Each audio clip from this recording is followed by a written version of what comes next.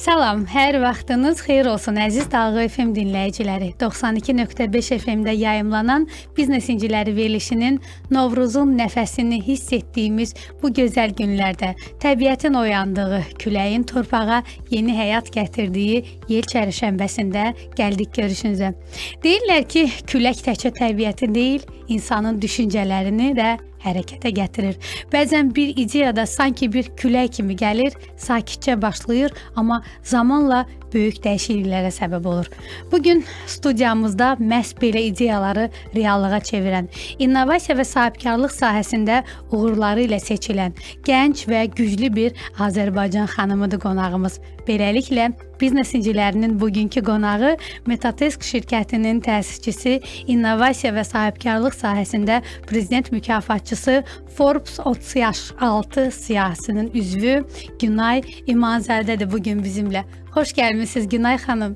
Təşəkkür edirəm. Mən də sizin yel çərşənbənizi təbrik edir və ümumiyyətlə sizin komandanızın qarşıdan gələn Novruz bayramı münasibətilə də sizləri təbrik edirəm və dəvətiniz üçün çox təşəkkür edirəm. Çox sağ olun, biz təşəkkür edirik. Günay xanım, biz verilişə gələn qonaqları həmişə bir jurnalist araşdırması kimi araşdırırıq, bizə maraqlı olan məqamları araya ərsəyə gətiririk, amma bizi dinləyən dinləyicilərə istəyirik ki, Günay İmanzadə özünü təqdim eləsin və özü haqqında məlumat versin. Kimdir Günay İmanzadə? Buyurun, sizi dinləyirik. Günay İmanzadə innovasiya və texnologiya sahəsində fəaliyyət göstərirəm. Bakı Dövlət Universitetinin sabah qruplarının məzunuyam və həmin dövrlərdə, bakalavr təhsil aldığım dövrlərdə karyerama ilk addımlarım məhz Azərbaycan Respublikasının Elm və Təhsil Nazirliyində atmışam. Daha sonra təhsilimi İsveçrənin Federal Texnologiya Universitetində davam etdirmişəm. Həmin universitet dünyanın top 2-ci universiteti idi və çox özümü şanslı hesab edirəm ki, həmin universitetin əməkdaşı olaraq da bir müddət fəaliyyət göstərmə imkanı əldə etmişəm. Daha sonra fəaliyyətimi Çində davam etdirmişəm. Orada da təhsil sahəsində çalışmışam və daha sonra Azərbaycana qayıtdıqdan sonra innovasiya və təhsil, texnologiya sahəsində öz startapımı qurmuşam. Baxın, sizi bugünkü bu nöqtəyə gətirən o yol necə başladı? Çox maraqlıdır. Çünki bugünkü gün sizin yetərincə irəliləyən, verilişin irəliləyən dəqiqələrində biz danışacağıq və o dinləyicilərimiz və sizi çox da yaxından tanımayan insanlar eşidəcək və həqiqətən necə ki biz sizi tanıyanlar sizinlə qürur duyuruq və bizi dinləyənlər də qürur duyacaqlar. Biz istəyirik ki, siz danışasınız. Bugünkü nöqtəyə, bugünkü günə gəlmək üçün Günay İmanzadə hansı yollardan keçdi və necə oldu ki, hazırdakı nöqtədə, hazırdakı pozisiyadadır? Çox təşəkkür edirəm xoş fikirləriniz üçün. Ümumiyyətlə qazandığım hər bir uğuru, əldə etdiyim hər bir uğuru, nailiyyəti məhz aldığım təhsilə borcluyam. İstər məktəb dönəmində, istər universitet illərində çox əla qiymətlərlə təhsil almışam və ümumiyyətlə innovasiya texnologiyaya qarşı həmişə innovasiya texnologiya maraq dairəmdə olub, həmişə maraqlanmışam, araşdırmışam və universitet dönəmində artıq startaplarla belə deyək, daha ciddi, daha yaxından maraqlanırdım və bu dövrlərdə müxtəlif proqramlarda, təlimlərdə iştirak edirdim. Daha öncə korporativ sahədə, akademik sahədə təcrübələrim olub, hər iki sahədə çalışmışam, amma startap sahəsində çalışdığım zaman üzləşdiyim çətinliklərin heç biri onlarla müqayisə olunacaq dərəcədə deyil və xüsusilə gənc yaşda bu sahəyə başlamaq bəli kifayət qədər çətindir. Çünki və daha öncə daha stabil işdə çalışmısansa, bu qərarı vermək kifayət qədər çətindir. Həm psixoloji cəhətdən özün hazır olmalısan ki, bəli, daha enişli, yoxuşlu və biraz da qeyri-müəyyən bir yola girirsən. Çünki startapların uğursuz olma ehtimalı, uğurlu olma ehtimalından daha böyükdür. Adətən riskli olur da. Faiz bəli 90%-dən də artıqdır ki, yaranmış startaplar uğursuzluqla nəticələr, nəinki uğurla. Bundan başqa ailə, dostlar, tanışlar, yəni karyerasına nazirlikdə başlayan bir gənc olaraq bəli kifayət qədər mənə çətin idi ki, ailəmi inandırmaq ki, bu sahədə uğurlu olacağam. biraz inamsızlıq olur ətraf mühit tərəfindən də. Həm Bu də da ki, heç anlayışın olmadığın sahəyə birdən-birə gəlmək, həqiqətən çox maraqlıdır. kifayət qədər Təhsildən çətin birbaşa olur, innovasiya. amma insan özünə, bilik bacarıqlarına güvənəndə düşünürəm ki, mümkünsüz heç nə yoxdur. Deməli bu sizin düşüncənizdir. Demək ki, insan istəsə və bütün enerjisini, gücünü o yerə yönləndirsə, demək ki, nəsə eləmək mümkündür. Bəli, əlbəttə, həm də ki, bayaq da qeyd etdiyim kimi innovasiya sahəsinə hər zaman xüsusi marağım olub. Bu fərqi yoxdur. Elmdə innovasiya olsun, texnologiyada innovasiya olsun.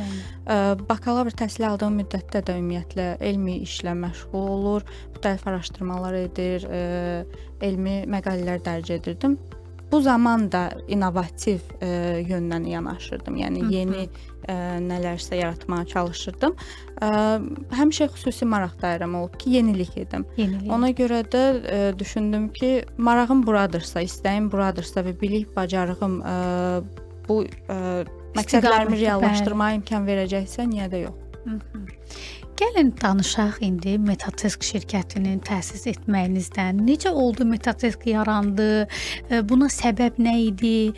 Hansı boşluqları gördünüz ki, Metatesk yarandı və nədir Metatesk? Mən bilirəm, amma mən istəyirəm ki, bizi dinləyən dinləyicilər də məlumatlansın.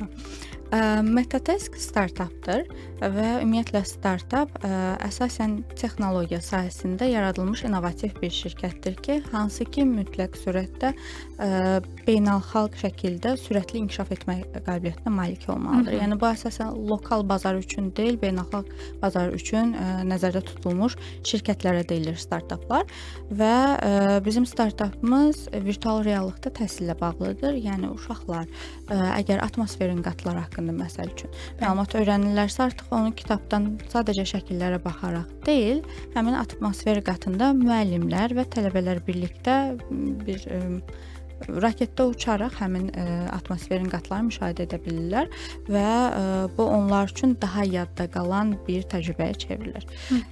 Və Çində fəaliyyət göstərdiyim zaman orada beynəlxalq məktəbdə tədris apardım və elm istiqamətində tədris apardım. Azərbaycana gəlmişdim və 2020-ci ilin yanvar ayı idi. Bir il yarım idi, aləmi görmürdüm və pandemiyanın yenicə başlayan bir vaxtları idi. Əslində geri dönüş biletim də alınmışdı. Gəldim və sərhədlər bağlandı, geri dönə bilmədim. Bütün tələbələrim onlayn təhsilə keçdi və elm dərslərin onlayn şəkildə bir Zoom üzərindən keçmək, öyrənmək uşaqlar üçün çox sıxıcıdır. Yəni sanki YouTube-da bir videoya baxırlar. Bəli, eynilə. Ona görə düşündüm ki, nə etmək olar ki, bu dərsləri daha yadda qalan, daha da maraqlı etmək olar və IT sahəsində fəaliyyət göstərən dostlarımla məsləhətləşdim ki, nələr etmək olar sizcə? Və o dövrlərdə Facebook adını artıq Meta dəyişmişdi, Meta Dünya trendddə idi. Bəli. Onlar bildirdilər ki, bəlkə müxtəlif oyun mühərriklərindən istifadə edərək maraqlı bir dərs kontenti yaratmaq olar və məni yönləndirdilər müxtəlif resurslara. Mən bir ay ərzində araşdırma apardım, özüm öyrəndim və ilk texniki təsisçi də mənəm.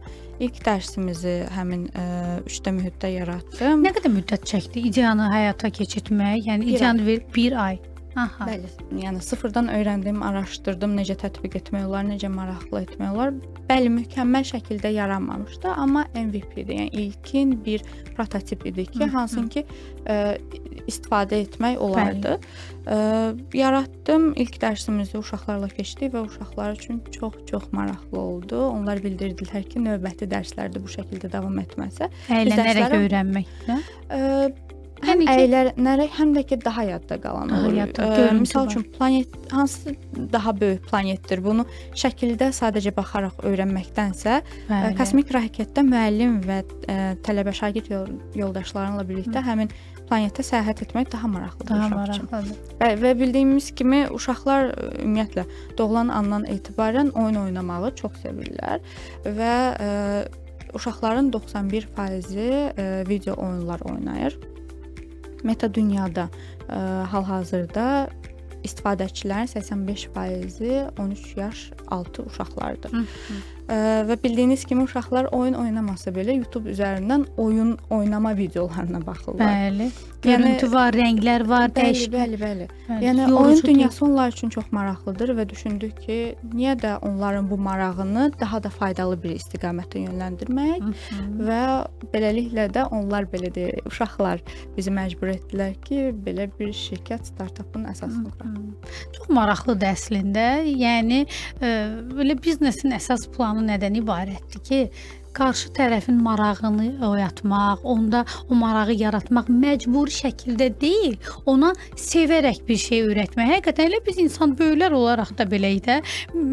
Kitabdan nəyisə oxumaqdan sonra görüntü şəklində görəndə adicə bir uşaqları bir deyək ki, zooparka aparanda o heyvanı daha yaxşı biz onlara izah eləyə bilərik ki, bu heyvandır, onun yəni xüsusiyyətləri, xarakteri budur. Nəinki onu kitabdan, vəsaitdən öyrətmək çox maraqlıdır əslində. Mənim özümə də maraqlıdır. Çox istəyərdim ki, bu Azərbaycan bölmələrinə, Rus bölmələrinə yəni tətbiq olunmur. Onlar ancaq ingilis bölmələrinə. Bəli, hal-hazırda ingilis dilində yalnız dərslər fəaliyyət göstərir, lakin gələcəkdə bəli, əsas məqsədlərimizdən biridir ki, məktəblərdə də, orta məktəblərdə də bəli, tətbiq edə bilək.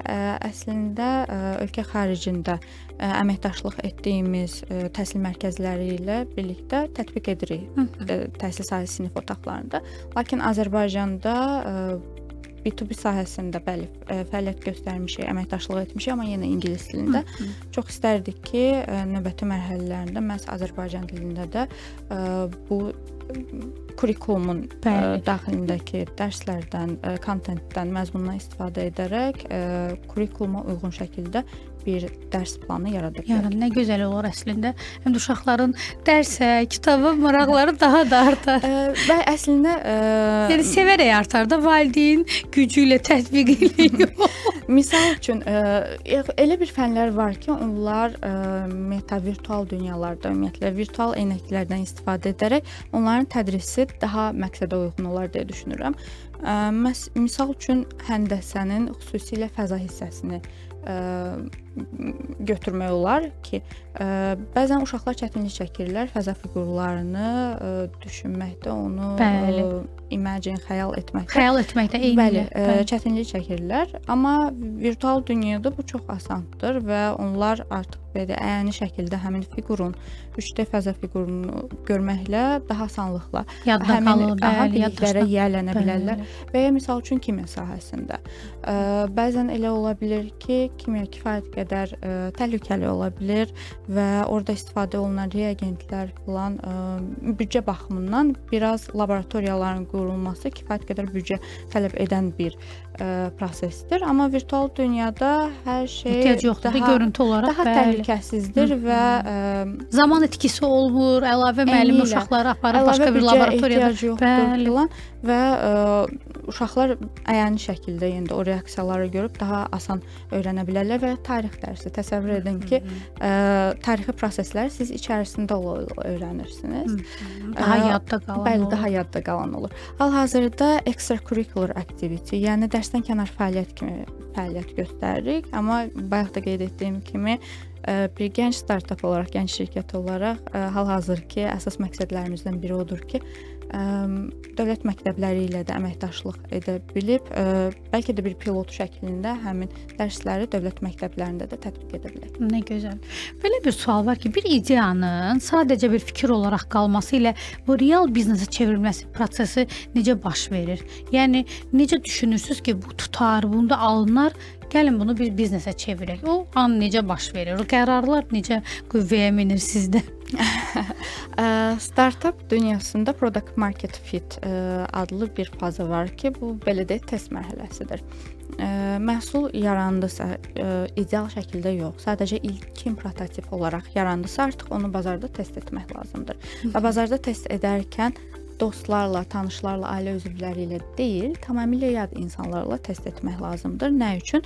Çünki sizi tanıyan insanlar sizi tanıdığı üçün sizin yaratdığınız məhsula bəli, gözəldir, yaxşıdır, sizi ruhdan salmamaq üçün bunu deyə bilərlər. Bəli. Amma tanımadığınız insanlar, real müştərilər öz real fikirlərini bildirəcəklər. Və bazarda test edib müsbət geri dönüşlər alandan sonra bəli bir limitli bir kütlə, limitli bir insan sayı ilə misal üçün əslində bu məhsuldan asılıdır, amma ehtiyac yoxdur ki, yəni milyonlarla insanla bu product market fit mərhələsini edəsən. Sadəcə tanımadığın real müştərilərlə bu test mərhələsini həyata keçirdəndən sonra geri dönüşlərdən artıq bilmək olar ki, həqiqətən bu məhsul bazara lazımdırmı, insanlara maraqlıdırmı, real müştərilər tapmaq mümkündürmü, yoxsa yox. Bəzən təsisçilərin çox böyük səhvi olur ki, onlar ideya bir məhsul yaradırlar və düşünürlər ki, bu məhsul hər kəsə lazımdır, amma əslində belə olmur. Reallıq tamamilə fərqli cür olur. Startupın əsas məqsədi, yəni startup bir biznesdir. Bəli. Startup müəyyən məbləğ gətirməlidir ki, sən sabah həmin layihəni daha da inkişaf etdirə biləsən, komandanın ehtiyaclarını ödəyə biləsən və lazım gəldikdə ölkə xaricində də fəaliyyət göstərə biləsən. Startup mütləq şəkildə gəlir gətirməlidir və bu gəlir gətirə bilməmək məsələsi məhz elə ilk günlərdən hətta deyərdim ki, yoxlanılmalıdır ki, sabah biz bazara bu məhsulu təqdim edəndə gəlirimiz olacaq, yoxsa sadəcə boşuna vaxt, enerji sərf etmişik ki, düşünürük ki, çox gözəl bir ideyadır, amma əslində heç kimə lazım deyil. İndi elə bu danışdığınıza aid bir sual verəcəm. Əslində cavabı bilirəm, amma yenə də o sualı səsləndirəcəm ki, qadın sahibkar olaraq qarşılaşdığınız stereotiplər olur və yaxud da olubmu? Təəssüf hissi ilə qeyd etmək istəyirəm ki, bəli, stereotiplər hələ də mövcuddur, amma mən bunlara belə deyək, fikir verməmə çalışıram. Xüsusilə investisiya cəlb etmə prosesi zamanı bəli, kifayət qədər stereotiplər mövcuddur. Və statistikaya da baxsaq, qadınlar tərəfindən təsis olmuş texnologiya startaplarının cəmi 1-2% investisiya cəlb edə bilir. Yəni bu çox belə deyim, uçurum bir rəqəmdir. Amma bəli, siz qırdınız da o stereotipləri də. Özünüzə qırmağa çalışıram belə deyək. Amma yəni yetərincə qırmısınız ki, yəni danışacağıq indi, hələ ki açıqlama vermirəm. Müsahibənizdə yaxşı bir söz demişdiniz ki, mən baxmayaraq ki, investorlar mənə o sözləri deyəndə ki, yəni qadınsan, alınmaz, amma mən onlara başa saldım ki, sübut elədim ki, sübut etməyə çalışıram, bəli. Yəni təəssüf ki, mövcuddur o stereotiplər və səbəblər müxtəlif, tarixi, sosioloji filan səbəblər mövcuddur. Amma müsbət haldır ki, bu rəqəmlər dəyişir və müsbət dəyişikliyə bağlı bir proses gedir və çox ümid edirəm ki, qısa zamanda artıq bu stereotip sözünü ümumiyyətlə eşitmərik. Yəni çox qarşılaşmışam. Amma mənim həyat fəlsəfə cümlələrindən biri ondan ibarətdir ki, 5 dəfə yıxıldınsa 6 dəfə ayağa durmağı bacarmaq lazımdır. Bəli, bəzən məni bu cümlələr, sözlər ruhdan salıb investorlar tərəfindən deyilən ki, solo female founder, yəni tək qadın təsisçi olaraq biraz güvənimiz aşağı olduğu üçün investisiya etmək istəmirik filan. İlk başda çox ağır idi. Çox pis təsir etmişdi mənə, amma daha sonra belə deyib barışdım ki, insanın düşüncəsi belədir, dəyişə bilmərəm, heç nə edə bilmərəm. Mən sadəcə yoluma baxacağam, inkişaf edəcəm özümü, komandamı, məhsulumuzu, startupımızı inkişaf etdirəcəm və neqativə, problemə köklənməyəcəm. Sadəcə optimist, pozitiv yanaşmağa çalışacağam ki, yəni məqsəd varsa, məqsədi dəyişmək lazım deyil. Ona gedən yolu, planı dəyişmək lazımdır ki, son mərhələdə həmin məqsədə çatasan. Bizim də məqsədimiz var. Sadəcə müxtəlif yollardan istifadə edirik ki, o məqsədə çataq. Bir yol alınmadısa, digər üzərində çalışırıq, digər yolları try edirik ki, həmin məqsədimizə son nöqtədə çata bilək. Mən bir biznesmenin sözünü oxumuşdum bir zaman ki, əgər sən kəpənəkləri tutmaq istəyirsənsə, sən onların arxasınca qaçma, çünki sən qaçdıqca onlar səndən uzaqlaşacaq. Sən gül bağçası yarat və onlar özləri sənə geri dönüş eləyib və gələcəklər və bir gün gözünü açacaqsan ki, ətrafında ürəyin istəyəndən də artıq kəpənəklər var və bu da əslində çox maraqlı yanaşmadır. Günel xanım, qadınlar biznesdə hansı güclü tərəfini göstərirlər? Ümumiyyətlə qadının biznesdə güclü tərəfi nədir? Düşünürəm ki, xanımların biznes tərəfi məhz insan mərkəzli bir sistemlərin qurmaq, sistemlər yaratmaqdır. Yəni qadınlar adətən düşünürlər ki, yaradılan bu məhsul kimə, nəyə, necə xidmət edir? Biraz da emosional tərəfindən yanaşırlar və hal-hazırda da çox yayılmış tendensiyamı deyim, bir təcrübəmi deyim, bundan ibarətdir ki, balanslı şirkətlər yaradılmağa çalışır ki, burada həm qadınların, həm də kişilərin iştirak payı eyni dərəcədə olsun və qeyd etdiyim kimi xanımlar məhz insan mərkəzli yanaşma etdiyi üçün əvvəl sadəcə bir texnoloji məhsulu yaradılırdı və bunun insanlara necə təsir göstərməyi falan daha çox araşdırılmırdı. Sadəcə nəticəyə baxılırdı ki, texnoloji bir şirkət yaradılıb, işləyirmi? Artıq bu kifayət edirdi. Amma indi işləyirmi? Kifayət etmir. Yaradılmış məhsul nə qədər dayanıqlıdır? Kimlərə necə dəstək ola bilir, necə xidmət edə bilir? Bu sahələrə də kifayət qədər önəm verilir və düşünürəm ki, məhz xanımların biznes sahəsində iştirakı da bu suallara cavab vermək baxımından çox önəmlidir. Gəlin indi danışaq Texnofestdən, beynəlxalq akselerasiya proqramlarında iştirakınızdan danışaq. Bu təcrübələr startapınız inkişafına necə təsir göstərdi? Ümumiyyətlə sizin həyatınızda nə kimi dəyişikliklər elədi? Buyurun. Bir yerli şirkət olaraq göstərdiyimiz fəaliyyətin nəticəsində qazandığımız nailiyyətlər bizi həqiqətən sevindirir və daha da ruhlandırır. İlk uğurumuz elə məhz Texnofest ilə başladı ki, Azərbaycanda keçirilən Texnofestdə hələ o zaman çox gənc bir komanda idik. Bir neçə ay olardı ki, bizim komandamız yaradılmışdı və Texnofestin elanlarını görəndə düşündük ki, müraciət edək, özümüzü sınayaq. Müraciət etdik. Siz Metatesk olaraq yəni iştirak edirdiniz orada, yoxsa necə? Komanda olaraq. Bəli, o zaman Metatesk yeni yaranmışdı və Metateskin təqdimatını Texnofestdə etmişdi. Bir komanda olaraq əslində müraciət etmişdik. Komanda necə toplandı? Maraqlıdır. Bir-birimizə əsasən təsisçi komanda bir-birimizi universitet illərindən tanıyırıq. Bəli, və düşünürəm ki, təsisçi komanda güclü olduqdan sonra digər komanda üzvləri də artıq güclü şəkildə bir ideya, bir amal ətrafında toplana bilir. Bizim də uzun illərə söykənən dostluğumuz, tanışlığımız olduğu üçün biz dayanıqlı bir komanda qura bildik. Və müraciət etdik Texnofestdə.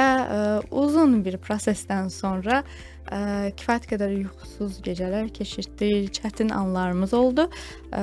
Məhsul üzərində çalışdıq, ərsəyə gətirdik və Texnofestdə təqdim etdik. Qalib gəldik və son ana qədər inanmırdıq ki, həqiqətən biz bu nailiyyətə çata bilmişik və Ümumi neçə komanda iştirak eləyirdi? Hal-hazırda xatırlamıram, amma yetərli idi. Bəli, Crystal Hall-da keçirilirdi yarış və çoxlu müxtəlif kateqoriyalar üzrə və müxtəlif yaş qrupları üzrə çoxlu komandalar mövcud idi. Və biz də qalib gəldik və mükafatımızı Azərbaycan Respublikasının prezidenti cənab İlham Əliyev, eləcə də Türkiyə Respublikasının prezidenti cənab Rəcəb Tayyib Ərdoğan və Nobel mükafatı laureatı Əziz Sancar tərəfindən mükafat bizə təqdim olundu. Bir gənc komanda olaraq səhnədə keçirdiyimiz hissləri sözlə ifadə edə bilmərəm. İndiyə qədər hər bir an, hər bir saniyə yadımdadır ki, necə səhnəyə qalxdıq, necə hətta Türkiyə Respublikasının prezidenti cənab Rəcəb Tayyib Ərdoğanın təşəkkür etmək imkanım da oldu. Şəkilləri gördüm Bəli. hətta. Həm də o festival o qədər gözəl, o qədər möhtəşəm Və təşkil hava da olunmuşdu çox ki, gözəl idi. mən səhv eləmirəmsə bu bir neçə gün davam eləyirdi. Bəli, bəli, Və 4 gün. hamı gəlib ziyarət eləyə bilirdi. Hətta mən də bir neçə gün orada iştirak eləyənlərə, yəni izləmək üçün gəlib baxırdım. Oradakı elə atmosfer, oradakı ab-hava, insanların coşqusu, Bəli. Türkiyə-Azərbaycan münasibətləri həqiqətən adicə elə iştirakçı olsa belə insan o səhnədə yer almaq, o insanların sevgisini, o gözlərdə olan sevinc hissini paylaşmaq nə qədər gözəldir. Çox gözəl idi və təsəvvür edin, qalib olmaq bir gənc komanda olaraq bizim üçün çox inanılmaz hisslər idi və Teknofest elə uğurlarımızın başlanğıcı oldu. Ondan 2 il sonra tələbələrimiz də Teknofestdə qalib gəldilər. Türkiyədə Aha. keçirilən, bəli, Teknofestdə birincilik qazandılar və onlar da öz mükafatlarını Türkiyə Respublikasının prezidenti tərəfindən əldə etdilər. Düşünürəm ki, bu artıq bizim dayanıqlı bir sistem qurmağımızın nəticəsi oldu ki, bəli, biz özümüz də qalib gəlmişdik. Daha sonra tələbələrimiz də bu uğuru təkrarladılar və yenə səhnədə cənab prezidentlə kiçik dialoq şansı əldə etdim ki, mən bizim qalibiyyət fotomuzu telefonun ana ekranda saxlayıram və həmin şəkli cənab prezidentə, Türkiyə Respublikasının prezidentinə göstərdim və bildirdim ki, biz 2 il öncə qalib gəlmişdik. Bəli, ona diqqəti üçün, dəstəyi üçün çox təşəkkürümü bildirdim və bildirdim ki, bu ildə məhz tələbələrimiz qalib gəldi. O da bizi təbrik etdi. Həqiqətən bu anlar mənim üçün çox unudulmaz və çox qürur duyduğum bir anlardır ki, gördüyümüz işlərin nəticəsində gənc yaşda bu qədər uğurlar əldə etmək həqiqətən uğurlar çoxdur əslində. İndi birindən danışaq. Bu dünyanın nüfuzlu biznes jurnallarından olan Forbes tərəfindən hazırlanan Forbes 30 yaş altı 30 jurnalı siyahısına daxil edilmisiniz. Adınız bu siyahıda var. Necə düşdü bu siyahıya? Bir məqamı dinləyicilərin diqqətinə çatdırmaq istərdim ki, bu siyahıya 30 yaşdan aşağı olan və öz sahəsində böyük uğur qazanan 30 nəfər gənc daxil edilir. Məqsəd gənc yaşda biznesdə, texnologiyada, incəsənətdə, sosial layihələrdə və başqa sahələrdə fərqlənən insanları burada tanıtmaqdır. Və Günay xanım da bu siyahıda yer alıb, daxil olunub. Bu siyahıya buradan danışın ki, onlar sizi necə gördü və orada siyahıda adınızı görəndə nə hisslər keçirdiniz? Bundan bizə danışın. Ümumiyyətlə ölkə daxili qazandığımız uğurlar və bu qədər yüksək səviyyədə qiymətləndirilməyimiz, ali diqqətə layiq görülməyimiz bizi bəli, hər zaman ruhlandırıb, bizim üçün hər zaman sevinc, qürur mənbəyi olub, amma eyni zamanda bizim üzərimizə əlavə bir məsuliyyət də qoyub ki, daha da səylə çalışmalı, ölkəmizin innovasiya ekosistemini beynəlxalq arenada təmsil etməliyik. Teknofestdən sonra mən həm də innovasiya və sahibkarlıq sahəsində prezident mükafatına layiq görüldüm. 2023-cü ildə? Bəli.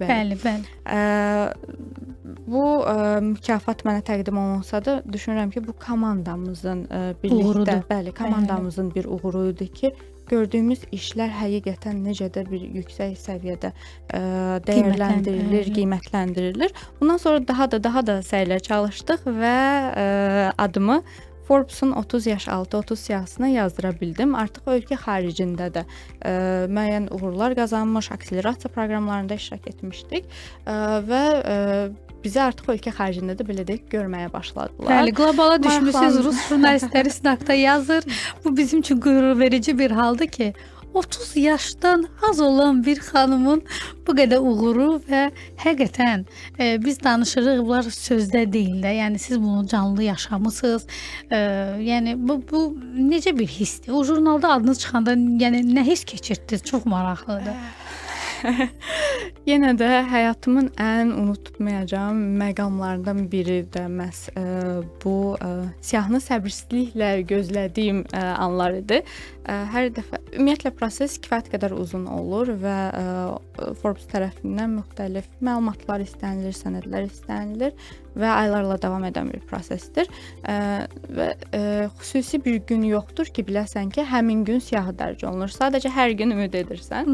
Və hər dəfə Forbes-dan mail gələndə mən ilk çox həyəcanlanırdım ki, görən nədir, cavablardırmı, yox cavabımı almışam, müsbət cavabımı almışam. Amma bir gün səhər mail gəldi, yenə əllərim titrəyə-titrəyə həyəcanlı şəkildə mail açdım və ilk sözü oxudum ki, təbriklər. və maildə bildirilmişdi ki, çoxsaylı iştirakçılar arasından seçilmisiniz, təbrik edirik filan və link yerləşdirilmişdi Forbes-un saytında ki, mənim haqqımda məlumat həmin saytda, yəni həmin linkdə bir profil yaradılır və həmin siyahıya düşmüş şəxs haqqında, onun təhsili, çalışdığı şirkət, etdiyi işlər haqqında məlumat yerləşdirilir. Həmin səhifəyə baxdım, çox qürurlu hiss edirdim ki, həqiqətən bu qədər çəkdiyimiz zəhmətin nəticəsi olaraq belə bir nüfuzlu jurnalda Azərbaycan innovasiya ekosisteminin adını bura yazdıra bildim və beynəlxalq səviyyədə çox layiqincə təmsil edirik əslində gördüyümüz işlərlə. Daha sonra anama, hər zamanki kimi anama ilk zəng etdim, daha sonra Əslində inanırsınız, bu dəqiqə sual verəcəkdim ki, bu uğurlarınızda birinci kimə yığırsınız, kimə zəng anaya? Eynilə prezident mükafatını qazandığım zaman da bu belə olmuşdu ki, o zaman da yenə təqribi bilirik ki, Gənclər Günü ərəfəsində həmin siyahı dərc olunur cənab prezidentin sərəncamında, amma dəqiq gün bilinmir və son günə qədər sən heç bir məlumatın olmur ki, ümumiyyətlə hər gün həyəcanla gözləyirsən. Sərəncamda adın olacaqmı, olmayacaqmı? Ümumiyyətlə olacaq edərək gözləyirsən ki, düşünürsən ki, olar. Və bir gün Gənclər Günündən bir gün öncə idi sərəncam və prezident az saytın hər saniyə yeniləyirdim ki, sərəncamı görüm də, artıq axşam saatları idi. Gördüm ki, sərəncam dərc olunub, test siyahını açdım, baxdım, öz adımı gördüm, çox sevindim, çox dualar etdim, şükür etdim ki, həqiqətən bu sevinci yaşaya bilmişəm və daha sonra anama zəng etdim, ona məlumat verdim, o da çox sevindi. Daha sonra atama zəng etdim və beləcə hamı məlumatlı oldu. Nə gözəl. Nəinki sizin ailə üzvləriniz, hətta Azərbaycan xalqı, sizin ətrafınız, sizi sevənlər, biz ümumiyyətlə bir Azərbaycan xalqı olaraq hər zaman necə ki qonaqpərvərik, digər ölkələrə qarşı tolerantıq və eyni ilə də öz xalqımızın, öz vətəndaşlarımızın uğurlarına daima sevinirik, dəstəyik və biz həqiqətən sizə təşəkkür edirik ki, siz bir Azərbaycanlı gənc xanım olaraq yerinizdə dayanmırsınız və bir məqam sizə xatırladacağım. Bu yaxınlarda siz hətta bir qadın liderləri zirvəsində iştirak etdiniz bir paneldə spiker olaraq.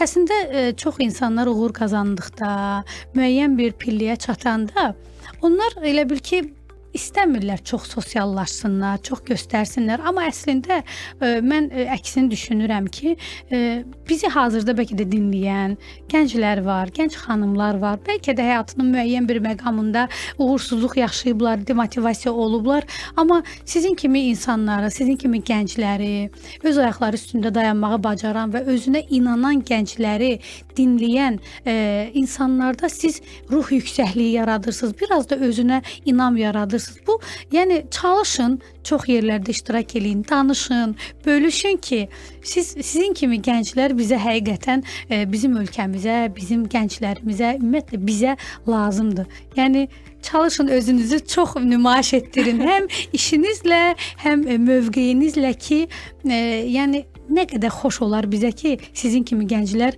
Azərbaycanda daima yetişsin və daima inkişaf eləsin. Və belə bir maraqlı sual var ki, ümumiyyətlə uğur qazanmaq üçün əsas vacib məqamlar nədir? İlk öncə çox təşəkkür edirəm xoş sözləriniz üçün. Həqiqətən bu sözləri eşitmək mənim üçün çox xoşdur və startap fəaliyyəti ilə yanaşı eyni zamanda könüllü şəkildə uşaq və gənclərin, xanımların innovasiya və texnologiya sahəsində inkişafına da dəstək oluram və hər zaman çıxışlarımda bu çağırışı edirəm ki, əgər necəsə dəstək ola bilərəmsə, kiməsə hər zaman çox şadam və sosial şəbəkələr üzərindən mənə yaza bilərlər.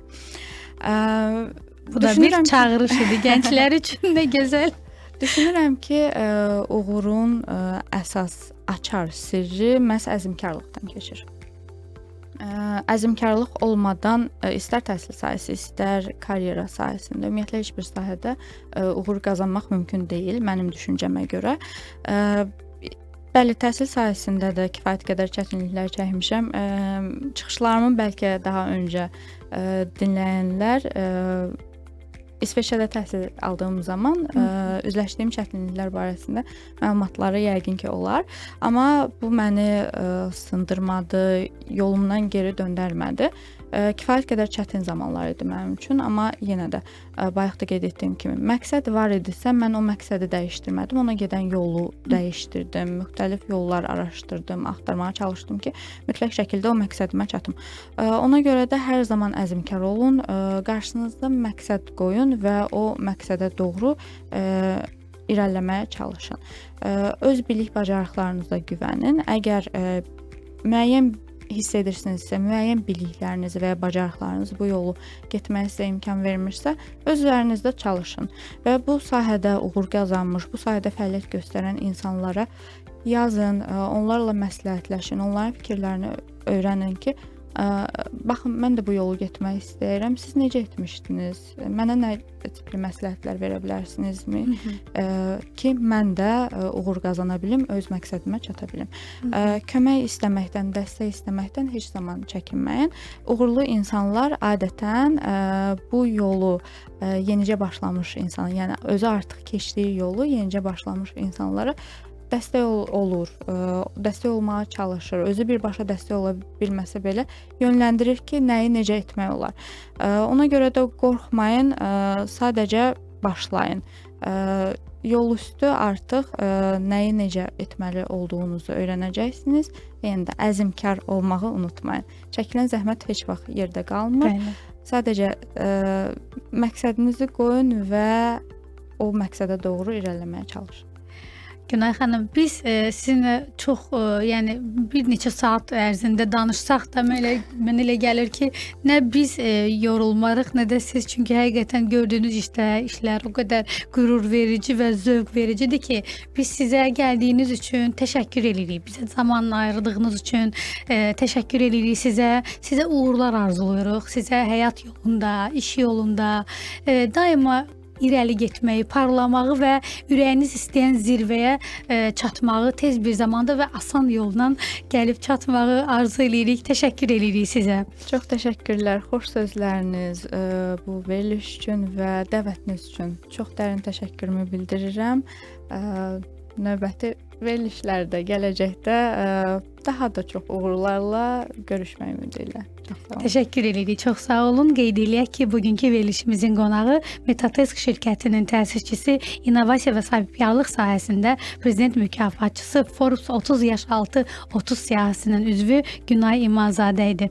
Bugün bir daha gördük ki, Azərbaycan qadını zərif olduğu qədər də güclüdür. İdeyası, cəsarəti, əzmi və zəhməti ilə həm ölkəmizin, həm də dünyanın biznes xəritəsində öz yerini tapmağı bacarır. Biznes incilərində bugünlük bu qədər. Sizinlə mən idim Gülər İlxan qızı. Hələlik.